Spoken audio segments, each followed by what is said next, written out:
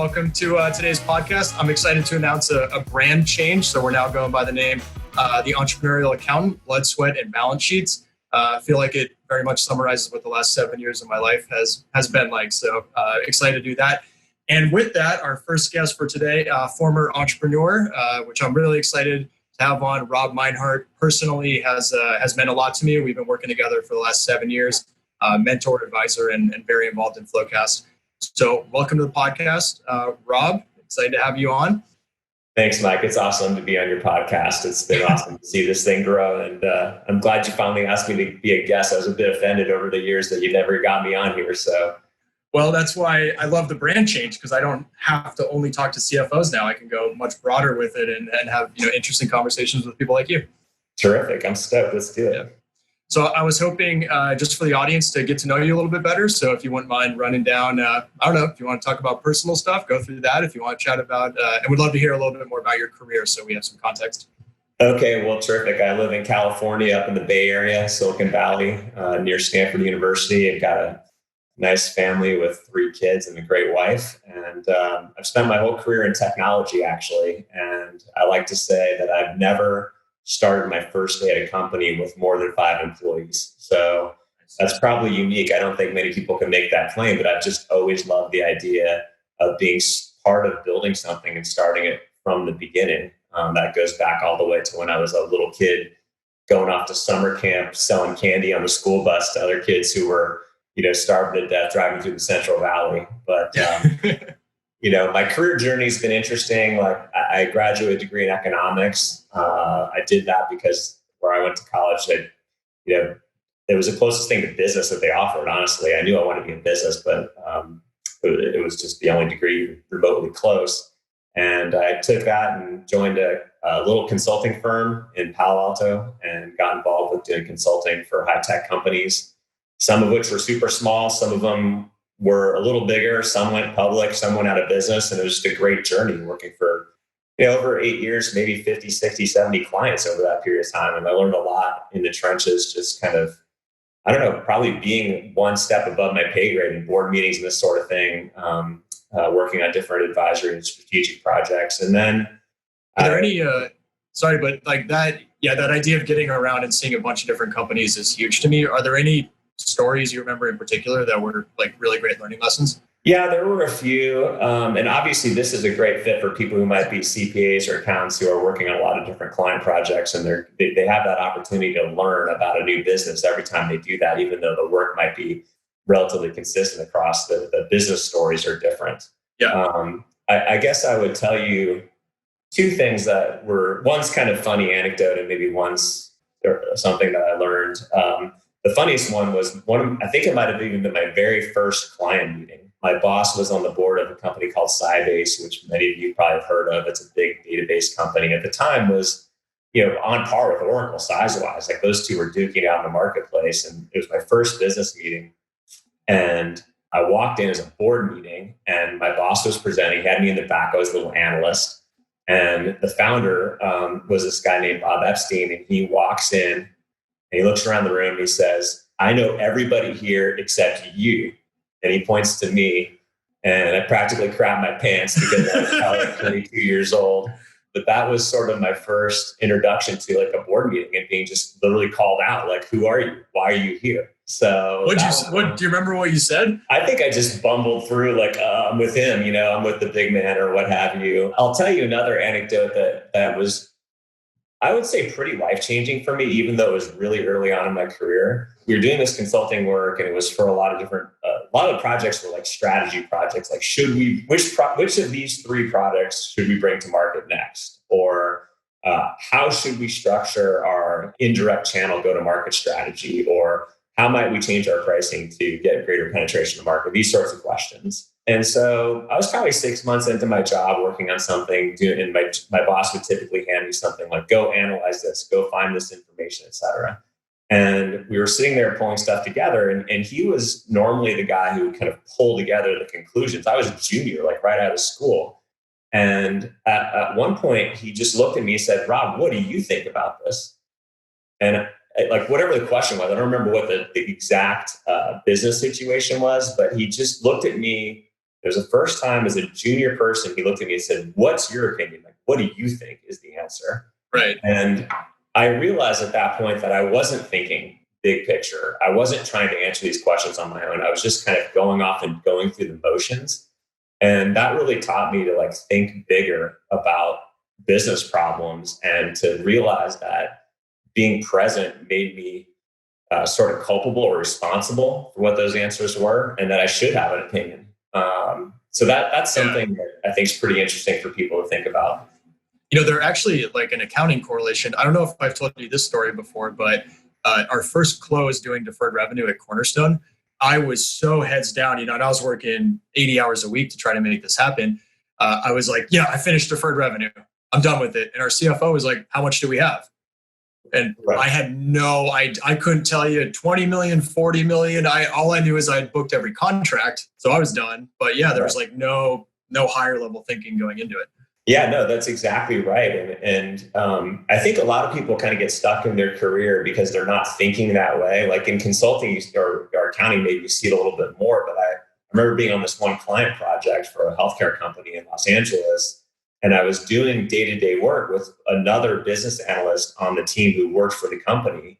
And pretty soon, like the CEO was asking me questions in meetings all the time. And I was answering like at a pretty high level and with deep knowledge about the business. And one time this analyst, he took me out to lunch. He's like, "Rob, how do you know so much about the business? Like I'm doing the same job. I've been here just as long as you." And I just said, because I'm listening in the meetings, because I'm paying attention, because I'm putting the pieces together. He was doing exactly what you're saying, which is like he was going through the motions, but not like connecting the dots. Yeah. And it's dangerous in accounting. Like, we have acronyms for it, right? Like Sally is an acronym, just same as last year. Just put your head down and do this. And that's like the enemy of thinking. Yeah, absolutely. And I mean, I know this isn't part about career growth and potential, but like, one of the things that I've noticed about people who are kind of going through a career progression is I use this a lot when people ask me to speak to like new managers or fast track managers, but I call it do, manage, lead, right? Your first job, you kind of learn how to do something like what you're saying, like a revenue recognition or something like that. So you know how to do it. And then eventually somebody taps you on the shoulder and says, "Can you manage somebody else doing it? Can you teach them how to do it?" But leadership's more about like, well, how can I take this to the next level? How can I do more with this information? How can I bring innovation to this business process? And people get stuck at each of those different sort of transition points, but you really have to force yourself to think bigger about business problems to progress. And it's an interesting thing. I think people should self-reflect on that a bit more because, and I've noticed in our field and with almost all of our employees, there's this just assumption that you're going to want to be a manager.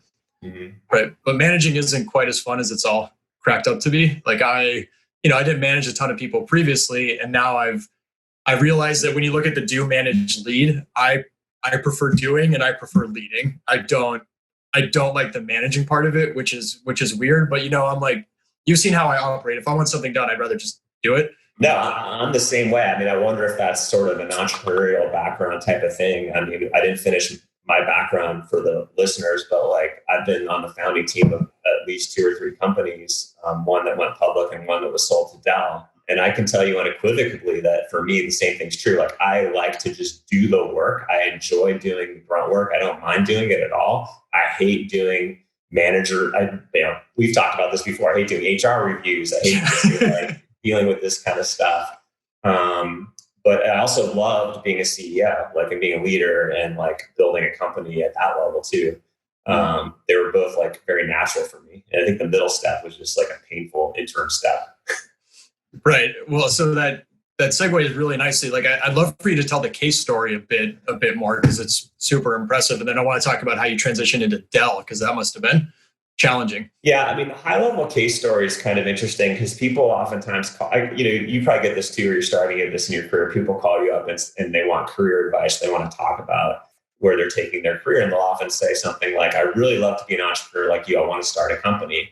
And I'll say, "Well, what's holding you back? Like, go for it." And they'll say something, they'll invariably say, "I don't have an idea." And I always refer them to this book called Just Start, because I think it really chronicles how a lot of companies get started. And it certainly reflected my experience at KACE, which is I found a partner first. who happened to be somebody I worked with in the past named Marty.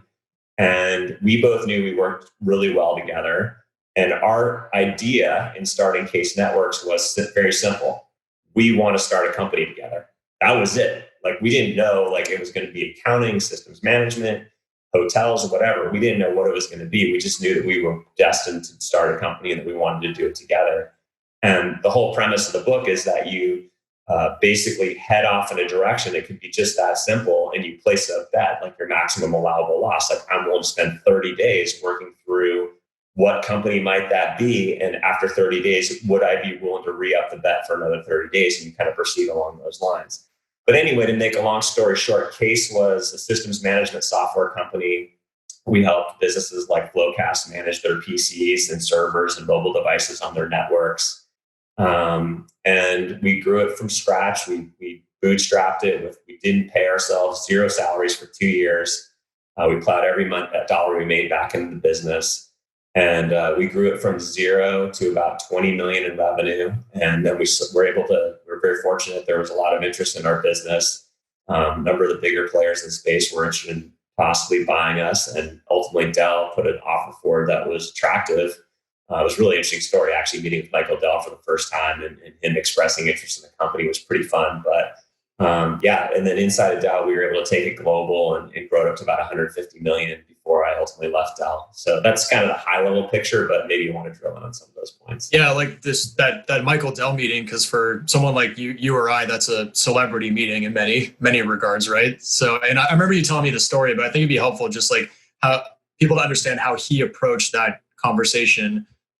Despite it's really interesting. I mean, you're meeting with like somebody that you view as like an icon in the industry. It'd be like meeting with like Babe Ruth or something like that. I mean, he's one of the few entrepreneurs with such a large company, his name on the door and this sort of thing. So it was interesting. It took us a number of years to get involved with Dell. We knew they'd be a great channel partner for us. We kept pressing on that for 3 years. It took us a while to get in the door. But we started getting some early traction. We focused that on one little group inside of Dell, and we started making some waves and selling some product along with them. And then one day, I kid you not, I was at my daughter's track practice, and I got a little buzz from my LinkedIn application on my phone, and it was from Michael Dell. Like, it was basically an invite and a message, like an email, basically. And he says, "Hey, Rob, this is Michael Dell. I've been watching you guys. Looks like you're making good traction at Dell. If you're ever in town, I'd love to meet up with you." You think it was actually him? Oh, well, that's the funny part of it. So the very first thing I did is I called up my partner and I said, "Stop fucking with me." I figured it was like a practical joke. And he's like, "No, I didn't send that." Because it was sort of the thing that Marty might do, like just to basically like spoof a LinkedIn thing like that. Yeah. But he swore up and down it wasn't a joke. And so I, of course, responded to Michael Dell like, "Oh, it just so happens I'll be in town next week," which couldn't have been farther from the truth. But of course, I made a reason to go to Austin. But the cool thing was, I mean, there's so many funny stories about it. Some of them are just human interest versus like business, but I'll tell a couple of them. Yeah. I mean, one of them was his admin sends me a note the week before, or like right away, basically. And she explains like how to get to his office. And if you're flying by private jet, land here. If you're flying by commercial airlines, fly here. And then she's like, "Oh, and on Fridays, you wear jeans to the office. You don't have to dress up, but you're going to meet with Michael Dell." And so like the big question was like, okay, well, what do you wear? Wearing jeans and like a sport coat. But I could tell a couple stories. I'll tell one about him and kind of one about me and about KACE that I thought was really cool. So in one about Michael is he's very humble and he's very inquisitive and he's very welcoming and disarming. Like, you don't feel like intimidated when you meet with him, even though I think partially because he must know that everybody feels freaked out. It was like super comfortable. He made it like instantaneously like talking to your best friend. But what struck me the most about it is he sat down with a pad of paper and a pen, and he listened to me and asked questions and took tons of notes. Like, he didn't just like casually sit there. Like, he was like writing stuff down with a purpose and really thinking about the questions he was asking. The other thing that was kind of cool about it is, we played through the meeting a number of different ways in our head, and it really wasn't about an M&A. It was really just to get to know you. And, I brought a list of every single KACE customer with their emails and phone numbers. And at that point in time, I think it was like 1,000 customers. And he opened the door by saying something like, I hear your customers really like your product or something like that. And I said, yeah, they really do. In fact, I brought my whole entire customer list. I'm going to give it to you right now. And you can have anyone you want call any one of these people and ask them about our product. Nice. And they're going to say great stuff about it. And I literally handed them the whole list. I didn't ask for an NDA. I didn't ask for anything. I just said, feel free to go ahead and call them. And I think that was like a bit of a wow moment for him, like that you have that kind of customer fan base that you could feel comfortable. I mean, I'm sure somebody in there would have lambasted us, but in all likelihood, he was going to get a good reference calling anyone on the list. Yeah, based on my understanding of your customer love, you would have had like a 97% success rate on someone being really happy, right? Yeah, and I think FloQast is in the same position. That's what's so exciting about the company right now. Yeah, no, I feel the same way going into an acquisition. I think so. Okay, I'd love to talk now more about, you got to know Michael Dell. What happened thereafter until we get to acquisition? And then I wanted to focus on like you worked at companies with 5 or fewer people when you started, and then all of a sudden you find yourself inside of Dell. Like, what was that like for you? Yeah, I mean, I'd love to cover those. So, I mean, the short answer on the progression around an M&A activity was at the end of the meeting, Michael said something like, would you consider taking an investment from Dell? And I told him, and it was the absolute truth, was that, we'd be open to that, but we actually have another company that's as large as you guys are, if not bigger, who has been talking with us about potentially acquiring the company. That was totally the truth. It wasn't like a made up answer, which was obviously worked to our advantage. And he basically said something like, well, I'll talk to my team and circle back to you. And within a pretty short amount of time, they were working towards an offer of their own. When they ultimately put an offer forward, the other company went through a reorg and ultimately backed out. They actually put an offer forward that was too low, that we wouldn't accept. Mm-hmm. And we literally on the spot just said, no, like that's just too low. And they went dark for 6 months. Like we kept doing business with them. We were friendly. They didn't like try to harm us or anything like that, but discussions were like over. And that was a really tough decision. Not really a tough decision, but it was like painful to like let something, you got the big fish on the hook and you're just going to let it go. Yeah. But we had faith that we were on track with the right company and the right product, and we were growing really fast, even though there was a recession going on around us in 2009. Sorry, but just to go back, like you and Marty were on the same page that you wanted to build a business to X size and then exit. It wasn't like you had a pretty structured plan around that. We did. We basically. So Marty and I were on the same team at Go together, and we'd seen a company go public and achieve a billion dollar plus valuation, and only to have like the tech bubble burst and a lot of our on paper money kind of go to nothing. And so we had a pretty clear number in mind that the two of us wanted to make as founders after taxes, and we wouldn't consider any offer at all that didn't get us to that number. So they didn't hit that bid. And so basically, it was interesting because things went totally dark with Dell. Meanwhile, we went back with our board and said, we'd like to negotiate with Dell and try to get them to move up. And our board felt like we couldn't move them up to an acceptable number. And so we had there was a lot of board contention, I wouldn't call it fighting, but it was like pretty intense trying to determine how to move forward. And Marty and I eventually convinced them to let us continue the discussions. And Marty and I flew out to Singapore to meet with one of Michael's top right-hand man, named Steve Felice. And we told him, hey, our board doesn't want to sell at pretty much any price. You have to get to at least here for us to even talk to you. And he appreciated the discussion. They came back with a bid that got us close enough to have a meaningful interaction. That story is extra interesting to me. Like, I think there's a misconception that VCs want to screw over entrepreneurs and they'll do everything in the term sheet or, within the documents possible to kind of get as much as they can. But at least my experience has been it's very relationship driven and reputational. And if people operate that way, word gets around pretty quickly and you're not going to be able to invest in as many companies. And it sounds like you guys had that. Like legally, the board could have done one thing, but you guys were collaborative and ultimately got on the same page. Not saying it was easy, but you got on the same page at least. Yeah, I mean, Mark Partner and I, Marty, were highly skeptical, or skeptical is not the right word, but like paranoid, I guess. And so when we set up our board structure, we set it up in a way that we had two of us on the board and two investors, and that was it. And we were unwilling to move off of that, and so we never put ourselves in a position where the VCs had total control. They had veto rights on certain things, but it put us on a better standing foot to foot with them. And their interests were in line in a lot of ways with the companies, but not always in line with us as founders. Because as a person who has a family and is running a company, and you have a number that's going to change your family's life for the rest of your life, that may be a number that's not material to these VCs. And these VCs in this case thought we had huge upside, which we did. And so they were playing for a much bigger prize than we were willing to settle for at the end of the day.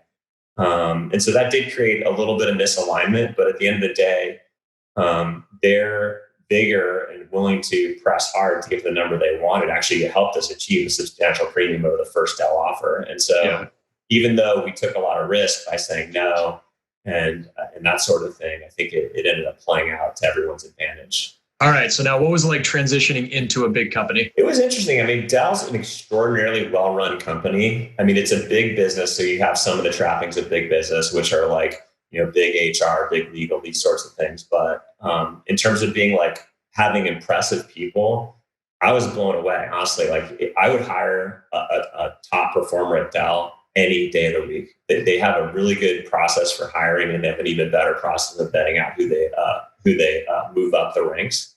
Mm-hmm. So if you find somebody that's a director, senior manager, something like that, I mean, these people all have been like through the ringer, and they were really strong. I'll give you some context just for the audience here. Like you introduced me to one of I believe he was a senior director at the time, and I had a call with him. One of the most impressive people I've ever spoken with on the phone, and I could not recruit him into FloQast. The title did not matter. Like he was doing so well at Dell and was just. And it shocked me because it was at a director level. They're very loyal there. Their family, I mean, they built a great culture. I used to tell my team that things that were formerly easy got hard, like hiring somebody, giving someone a promotion, giving someone a raise, this sort of thing. But things that were formerly hard got a lot easier. So we could launch in China, we could go to Japan, we could launch in Brazil, we could land in Europe, we shifted like almost all of our efforts from marketing directly to the customer to marketing directly to Dell sales field people, so that we got mind share within the Dell sales organization. And we had Michael coming over the top, constantly talking about KACE. And so we went from round numbers, we were about 20 million the year we sold. We were 40 the next year. We were 80 the next year, 120 the next year. And it was eye-opening to me actually as an entrepreneur, because in some ways I realized if I'd been more aggressive, maybe spending and going after the market, maybe we could have grown that fast on our own. On the flip side, when you look at it like with a really unbiased eye, like Dell obviously had the channel, they had to go to market and had the ability for us to like tap into intensive customer relationships all around the world. And that was super fun. You were there for 4 years, is that right? About that, yeah. 4 or 5 years. Yeah, I mean, I was there longer than I expected. Like Michael and this guy Steve, who bought us, they asked for us to commit to 3 years, which we did. I stayed for 3 years, and then I think I stayed for a total of 3.5, just because I was working on some interesting projects. I had a great boss, this guy named Tim Griffin, and I was kind of enjoying it. There were things I was irritated by too. Don't get me wrong. My wife will tell you I was irritated by HR and IT and legal and stuff like that. I can see that. I'm irritated by now, FloQast. Yeah. I mean, and it's not the people. Like, I love all these people. It's like, I'm not a big process person. Like, I don't love all the overhead stuff that comes along with being a bigger company. And that's just me. It's not really a slam on the individuals that are doing those roles. Yeah. That's part of why I dug at it. I had to imagine that would frustrate you as you went to a big company. But the overarching thing is, I would say I've only worked at one big company. Actually, this is a funny anecdote too. I said, Michael, I'm not really a big company guy. I've never been in a big company before. And he said, I've never been in a big company before either. Like, because he founded it, right? This is like, to become big around him, but he hadn't done anything before Dell. So it's kind of funny, cute anecdote, but. Nice. That's great. Well, all right. I want to shift focus to accountants a little bit here. When you and I first met, I was like brand new to this thing. I had just gotten out of accounting, maybe pretty naive with different things. And I was thinking kind of you chatting through how I've changed over the last 5 or 7 years and like improvements you've seen would be helpful for the audience on things they could work on as well. So yeah, you meet me. I show up in a suit because I don't understand how to dress for these VC meetings. So what's your take from there? And we went to lunch and you spilled water all over me, but I did. Yep, and probably myself also. I thought you might ask a question like this, so I was kind of thinking about it. One thing I would say is like part of what's made you a great entrepreneur. One of the things I liked about you originally is you didn't have fear of the unknown. And I think to a certain degree, if you're cut out for being entrepreneurship, you have to have that because you're going to be doing so many things that you've never done before. You almost have to discredit them as barriers. Now they are actually barriers and they are actually hard and you may not actually be good at them, but in your mind, you have to believe that you can do them. And I never doubted that you felt that way. You have like a quiet or comfortable arrogance about you. It's not like arrogance in the sense of like something that's annoying, but it's like a confidence that I think made you a great entrepreneur that we picked up on as investors when we first met you. I've actually coined it as irrational confidence. Okay, irrational confidence. I think it's a great term. Like we'll figure it out. We'll figure it out later. That's a future us problem. We'll get there. Totally. And I would say, if we really want to pick apart, okay, well, Mike had this irrational confidence, but like where were his real gaps or where did he really evolve as a leader and as an entrepreneur? I guess I could point to a few things. I'm coming up with these a bit on the fly, but one of them is I would say you're mediocre for a new entrepreneur, but like weak compared to a seasoned entrepreneur in terms of like developing your pitch story and like being able to pitch new investors and being able to like just play that polished, I'm a confident, capable CEO. And you'll remember a couple of times I think it was around the Series A prime where you came in and you were like super frustrated, like I can't get this round closed. And we looked at your deck and it was probably crap. And so we sat down and we rewrote it together. And then we had that one meeting, won't name any specific VCs, but you finally found this one investor who you were pretty confident was going to invest. And he was like doofus number 1A of the world, basically asking you to change the numbers to numbers he thought were right, even though he had no basis. And it just became clear that he was being a jerk and wasn't going to invest. And I don't know if you remember this, but when we were driving home, it was kind of quiet in the car. And I'm like, Mike, he's not going to invest. He's like, and you're like, yeah, you're right. And I'm like, Mike, never forget that you are more impressive today than that guy will ever be. He's never built a company. He's never gone out and done any of this stuff on his own. He's sitting there in his glass house throwing rocks at you. And don't let it faze you. I will never forget that moment. That's one of the most impactful moments we've had. And I remember we're walking out, right? And I think I asked something and you were like, let's just wait till we get to the car. And we sat down in the car and you blew up and you went on that rant. And it means so much to me because it gave me a whole new level of confidence. It's like, you know what? Yeah, that's so true. Like I've already done more than this guy's done in his entire career. Congratulations. You were able to convince other people to give you money and then give other people money. Like that's not impressive. I'm sorry. And I don't know, I guess. No, it's so true. And your evolution from there has been astounding. I mean, look at what's happened over the years between getting Polaris involved in Insight. And now we got Norwest Ventures on the cap table and people like calling you weekly, trying to put money in the company. And that's part about the success, but it's also part about your ability to storytell and like bring your irrational confidence into view so that people have more confidence in you. I can see that. And I know personally, like as the years have gone by, my pitch, I've gotten less and less detailed as you've noticed. Like I try to get in the detail, explain, I know the business, I'll look at metrics and stuff, but I kind of shy away from that now and try to be more of the storytelling showman, I guess. It's a way to think about it. The other thing I'd like to say about your development or that I think might be instructive for your audience is, and this has been a Mike Rob relationship constant since we started pretty much in hopefully building you into this point. But like it's the recognition that really capable senior talent can move the needle for you. I think sometimes that irrational confidence, and I actually had this exact same problem when I was an entrepreneur initially, is I'm going to hire the all-around player. I'm going to hire the youthful person. I'm going to hire this. I'm going to hire that. And sometimes those work out. I mean, we've got guys like Adam, for example, Zuha on the team who came up through the ranks and incredible executive, but more often than not, those things don't always work out.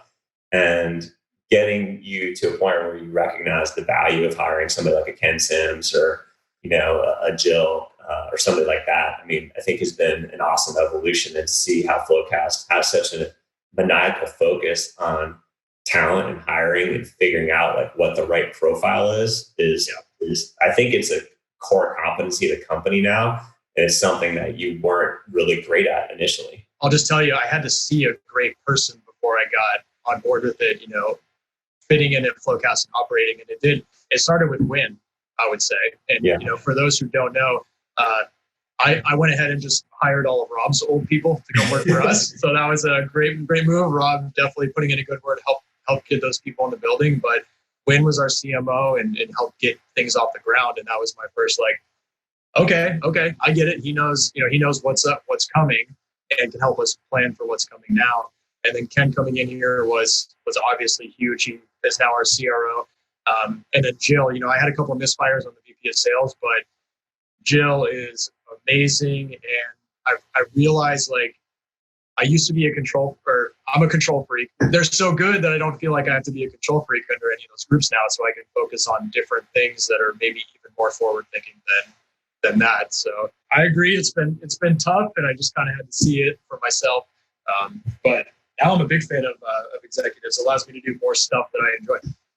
Yeah. I was just thinking about the other night, actually, about you and kind of being at the helm of FloQast and sort of what that means for your future. I mean, we think FloQast could go public and grow and become a very large company, and that may take years. It might take decades. It might take, however long it takes. But it's so cool because you're at a point now where you could go run another company. You could be a VC, you could be an advisor, you could be a board member. You've learned so much stuff. I mean, think about how much stuff you've learned in the years you've been an entrepreneur, between customer support, fundraising, hiring, sales process, probably even learned some stuff in accounting, which I know you know a ton about accounting before you even got here, but. No, I've learned a lot about accounting. I've never been more passionate about accounting after I stopped doing it. Yeah. That really, it's very true. I never knew anything about accounting until I had to build my own spreadsheet that had a P&L and a balance sheet. And once I actually built that from scratch, I'm like, why did I even try to take accounting in college? Because for executive level accounting, you can build a P&L and a balance sheet and a cash flow statement in Excel. You basically understand accounting. Now there's a ton of little rules and stuff you got to figure out along the way too, but the mechanics of it, that was really helpful for me. But if you can book transactions and make it balance, enough about accounting to be dangerous. From there, it's memorizing rules. Yeah. Well, I mean, you astound me with your deep knowledge of accounting, and I have only, a CEO's knowledge, but nonetheless. That's good. On the VC note, you took a brief detour into VC land. What did you like about that? What did you like about it? Well, it's interesting. Earlier in my career, when I was back in the consulting days, I thought I wanted to be a VC. It was kind of a sexy job, and a friend of mine actually was a VC. And I said, "Hey, Peter, I'd like to be a VC someday." And he kind of chuckled. He was older than me, a little bit older than me. He said, "That's cute," basically. And then he said, VC is the kind of thing that you don't ask to join, you get asked to join. And I think there's some truth to that. It's not always true, but it's generally true. And as I came out of the KACE experience, I did get asked by a few firms to become a VC, but I just never felt like I totally related to people who were, not that they're bad, it's a choice, it's a different career, but I like building, like we talked about before, and I didn't use VC as building. So then you ask yourself the question, why did I do it? The reason I did it is when I was coming out of Dell, I had a really good relationship with the head of M&A and corporate strategy at Dell, named Dave Johnson. And he said, we bought this other company called Quest Software, and the founder's name is Benny, and he's going to start a venture fund. You guys should get together and chat it up, because maybe you can hit it off and work together. So I flew down to LA to meet Vinny, and sure enough, we became friends. And he asked me to join his little $400+ million fund that he was starting with his own money.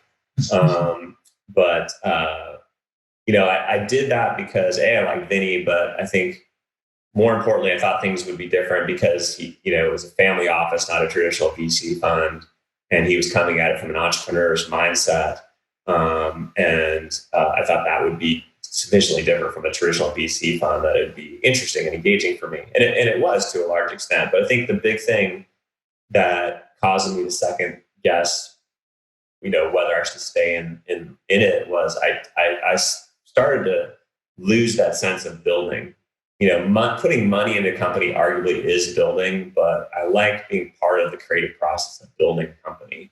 And I felt like that element was missing in my life. And I didn't want to die or retire with being known as a VC. Like that just didn't feel right to me. I wanted to get closer to the action. And so that was the main reason to change. And so, I've since then been on the board at FloQast and been an advisor at FloQast. And I started an incubator called Furious Collective, where we're building for-profit software companies. I'm enjoying the building aspects again, and I'm glad I made the change. But nonetheless, VC certainly was fun too. We had some great wins. FloQast is one of them. Alteryx is another one. Number of others. Yeah. Well, it's funny as you talk through you like the doing aspect and the leading aspect. Being a VC, it's almost like you're managing entrepreneurs, which can't be that fun. Managing entrepreneurs, I can't imagine it's a good time. Well, the other thing about it too, like Pete Solvik, who was one of my investors, the original investor at KACE, and he's a great guy. One time we used to talk probably once a week or so, and one time towards the end, when we were selling to Dell, I said, Rob, it's been great working with you, but like the sad truth is, like I spend almost all my time working with my problem companies and not enough time working with you because you're doing great, or I don't need to be there. And he just kind of confided in me, like sometimes like the job of a VC is like anything, being a CEO, you're focused on problems. You're not focused on how many times are you like when sales blows out the number, are you like in some, jaw grinding meeting, like trying to figure out like sales process? It doesn't happen. You're working on stuff that's like broken all the time. Or you should be working. That's how you get better. Well, yeah, and with VC, it's gut wrenching because like if you have a portfolio company that's not doing well, like maybe you're helping them work through layoffs, maybe you're helping them shut down part of their business, maybe you're helping replace an executive. Like it's just the people side of things is amplified because there's more situations like that, and it's hard, because like no one really likes that kind of stuff. I mean, how could you, right? It's really difficult, yeah, and especially as we scaled to. We have 160 employees now, and just the human element of it never gets easier. And every person you add, is a potential great thing for building the business, and they can do a lot of things to contribute. But it's also a potential for another challenge in building the business. I remember way back at Avant-Go telling somebody I never want to be at a company over 160 employees, which is about what we were at Avant-Go, because I didn't like all the overhead that came along with management and this sort of thing. And then I changed my tune at Dell because like I saw what it could be like to work in a company that was effective at larger size. But I think the growing pain you go through at like 160 and where you transition, KACE got upwards of 700+ employees at one point in our division. So somewhere between 160 and maybe 250, you kind of go through some of those growing pains and kind of come out the other side where it's fun again. But putting some of the business process in place is feel like you're taking 2 steps back sometimes to make 3 steps forward. The timing of this is hilarious considering the call we had this morning about adding more processes and controls and whatnot as we scale. Yeah, that's kind of funny. And it's like it seems like the layers of management are getting in place, so you just kind of things slow down a little bit, but still fun, and it's an evolving role, right? Yeah, I liked what you said on that call. I can't remember the exact words. You could probably quote them, but you said something like, "I want process, but I want to keep moving fast. Like moving fast is important to me." I think that was the right message because I think those two can coexist if people think of it that way. Well, yeah, because it's particularly for accountants when we talk about that stuff. It's we want to process in for controls and to take risk out of the equation, and it generally slows down business. Is the reality of it, but there are a lot of processes you can improve that accelerate business, and I want to make sure we don't lose sight of that as we're trying to scale securely and all that good stuff. Well, let's fix some go-to-market issues. We can get faster at XYZ things. Yeah, hopefully it comes through on your podcast to people who listen to this, but like, it's just amazing to hear you talk. I mean, honestly, every time I hear you say stuff like you just said, it's like you seeing your understanding of the business is so deep and broad, both, if that's possible, deep and broad that no first-time entrepreneur has when they start. That's that irrational confidence element. But cool, because you're like basically, I mean, probably to a level of annoying, like, an exec staff or something, I might have a comment on almost any given topic that comes up. And that's because I've seen a lot of it. And you're at that stage now where you've seen a lot of this stuff too. So for all the accountants listening, you really should take the opportunity to learn as much as you can from your different clients. Like Rob, what you were saying earlier is they're kind of the same business problems. Like audits are very similar in each company, but all the companies are different. And that's where you can learn a lot, is by learning a lot about the business. Definitely requires you pick your head up and think about it. But that's like the best opportunity for learning. And you can do a lot of that from the numbers as well. Like I always want to audit payroll. I wanted to see how much people were making and how things were structured. And, did this make sense? And that's like an opportunity that's kind of unique to accounting because we have access to all the numbers. No one else at the company has access to that kind of information. Totally. And if you're like a younger accountant out there, CPA, and you're working on a project, I mean, I can tell you for myself, at least, that if some accountant for Deloitte or something walked into my office, a junior guy, maybe some other 20s, and said, "Hey, Rob, I'm so-and-so, and I just want to introduce myself. I work for Deloitte. I'm in this back conference and working on the audit. Can I take you to lunch and like just learn, have a chat?" I would do that, and so you have those opportunities to, don't be afraid to like just reach out and talk to people, and it doesn't have to be in the context of the audit. You can use your proximity to tap into people who, for the most part, in my career, I found a lot of people want to help the next guy up the ladder. And so I think you find a good reception to that. Yeah, there's like a misconception of the big bad CEO that I don't want to bother, but it's fun. Like as much as you've helped me, I would love to pay it forward and help other people. So yeah, I'd be receptive to one of our, even if it's our auditor, coming to my office and wanting advice on stuff. Yeah, I mean, you might get a no occasionally, but most people will say yes to that. If you want to start a company, get used to hearing no. Yeah, exactly. That is for sure. That's for sure. Well, let's wrap it up on that. Rob, like any final points you want to make for just entrepreneur and entrepreneurship and people who were in my position a few years ago that they could take now? I guess the last thing, I already brought it up, but I really do, if you're thinking about entrepreneurship, I read this book called Just Start. It's a terrific book about how you found a company, how you do that through an iterative process, like the almost like agile development for company building. Yeah. It's a quick read, and I think it would help people develop confidence about how to get started and what's normal. Awesome. I love it. Well, Just Start. Yeah, it's like exactly what you need to do. So I need to read that book. Yeah, well, you've already done it, but yeah, you could read it, but it's a good read. Still learn, yeah. All right. Well, Rob, thanks so much for joining me today. I really appreciate you taking even more time out of your life to help me out here, man. So really appreciate it. Anytime, Mike. Hit him straight. Have a great day. All right. You too. Talk to you later.